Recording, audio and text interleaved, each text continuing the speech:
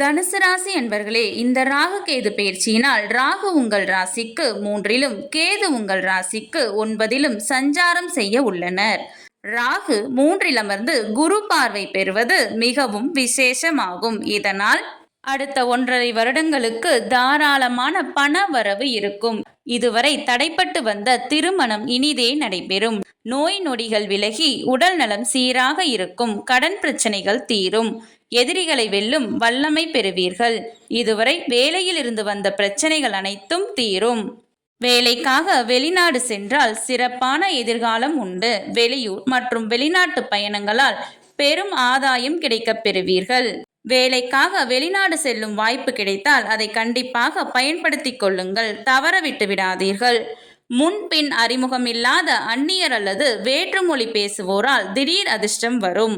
உங்களின் பேர் புகழ் உயரும். அனைவராலும் போற்றி புகழப்படுவீர்கள், பாராட்டப்படுவீர்கள். உங்களின் மதிப்பு மரியாதை கௌரவம் கூடும். அளவிட முடியாத அளவிற்கு அபரிமிதமான பணவரவு உண்டாகும். அந்த பணத்தை வைத்து உங்களின் தேவைகள் அனைத்தையும் பூர்த்தி செய்து கொள்வீர்கள். பொன் பொருள் ஆடை ஆபரணங்கள் சேரும். வீடு மனை வண்டி வாகனங்கள் வாங்கும் யோகம் உண்டு. எனினும் கேது 9ல் சஞ்சாரம் செய்வது அவ்வளவு சிறப்பில்லை. தந்தையின் உடல் நலத்தில் கவனம் தேவை. தந்தை வழி சொத்து மற்றும் சொந்தங்களால் சில பிரச்சனைகள் ஏற்படும். மற்றும் பிள்ளைகளின் உடல் நலத்திலும் கவனம் தேவை.